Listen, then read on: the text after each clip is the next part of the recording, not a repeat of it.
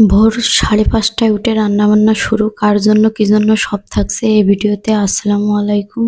সবাই কেমন আছেন? আশা করি ভালো আছেন। আলহামদুলিল্লাহ আমি অনেক ভালো আছি। আপনারা আবার ভাবছেন এত সকাল সকাল আবার কি জন্য কে আসলো, তাই না? গ্রামের বাড়ি থেকে আমার শাশুড়ি মা আসছে। তিনি খুব অসুস্থ, যার কারণে ডাক্তার দেখাবে বলে আসছে। আমার হাসব্যান্ড নাইট ডিউটি শেষ করে তাকে রিসিভ করতে যাবে, যার কারণে আমি সকাল সকাল রান্নাবান্না শুরু করে দিয়েছি। আর আমি মনে করি একটা মেয়ের বাবার বাড়ি থেকে লোকজন আসলে তেমন একটা টেনশন লাগে না। কিন্তু শ্বশুরবাড়ি থেকে যদি কেউ আসতে চায় তাহলে অনেক টেনশন লাগে যে সময়ের ভিতর রান্না শেষ করতে পারবো কিনা, এই দুশ্চিন্তাটা কাজ করতেই থাকে। তাই ভাবলাম আর ঘুমায় থেকে কাজ নেই, টুকটাক করে রান্নাবান্না শুরু করি। আর যেহেতু আমার ছোট একটা বাবু আছে, যার কারণে আর ঘুমাতে ইচ্ছা লাগলো না। তারপর এই তো আমি একটু নাস্তা রেডি করছিলাম, কারণ এত দূর জার্নি করে এসে আমি জানি যে ভাত খাবে না, যার কারণে হালকা পাতলা নাস্তার ব্যবস্থা করলাম। তারপর এই তো নাস্তা রেডি করার কিছুক্ষণ পরেই চলে আসলো। এখানে আমার ছেলে দাঁড়াইছিল, এসে ওর সাথে কথা বলছিল।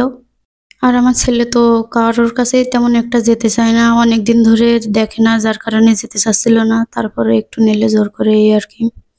কোলে নেওয়ার সাথে সাথেই আবার নেমে গেছে। তারপরে এই তো আমি চলে আসলাম দুপুরে রান্নাবান্না করার জন্য। সবকিছুই রেডি করা ছিল। এখন শুধু রান্নাটা করব। আজকে আমি রান্না করব দেশি মুরগি দিয়ে, ওলকচু দিয়ে। আর রান্নার সময় আমি বেশি একটা ভিডিও করিনি, কারণ আমি চাচ্ছিলাম রান্নাতে যেন কোনো গড়বড় না হয়। একটা মেয়ে যদি রান্নাবান্না করে তার বাবা মাকে খাওয়ায়, আমার মনে হয় যদি লবণ হলুদ কোনো কিছুই ঠিক না থাকে তারপরেও কখনো বলবে না, কিন্তু শ্বশুরবাড়ির ক্ষেত্রে তো আলাদা। যার কারণে রান্নার সময় আমি মনোযোগ সহকারে রান্নাটাই করছিলাম।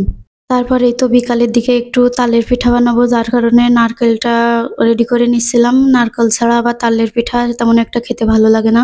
আর পিঠা বানাতে বানাতে আমার মনে যে কথাগুলো আসছিল সেগুলোই আপনাদের সাথে এখন শেয়ার করব। জানেন তো, আমার যখন বিয়ে হয়েছিল না, আমার আম্মু বিভিন্ন পিঠা বানায় আমার কাছে নিয়ে এসে বলতো, খাও খাও, গরম থাকতে থাকতে খাও, না হলে ঠান্ডা হয়ে গেলে আবার ভালো লাগবে না। তখন আমি কি করতাম জানেন? আমি যেটা করতাম করতেই থাকতাম। আম্মুর কথা শুনতাম না। মনে করেন পড়ছি, পড়তেই থাকতাম। টিভি দেখছি, দেখতেই থাকতাম। ফোন দেখছি, দেখতেই থাকতাম। সাথে সাথে বলার সাথে কখনোই খাইনি। আর এখন দেখেন নিজে সবকিছু তৈরি করে রেডি করে সবাইকে খেতে বলছি। কি আশ্চর্য ব্যাপার, তাই না?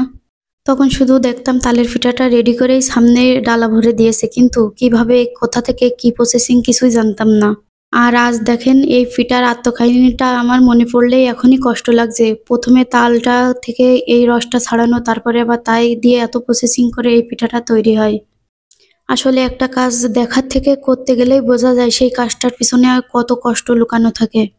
যাই হোক, এই তালের পিঠা বানাতে বানাতে আম্মুকে খুব মিস করছিলাম, আর আম্মুর কষ্টের কথাগুলো আমি অনুভব করতে পারছিলাম। আসলে একটা রান্নাবান্না করতে গেলে কতটা যে খাটনি হয় সেটা মেয়েরাই ভালো বুঝবে।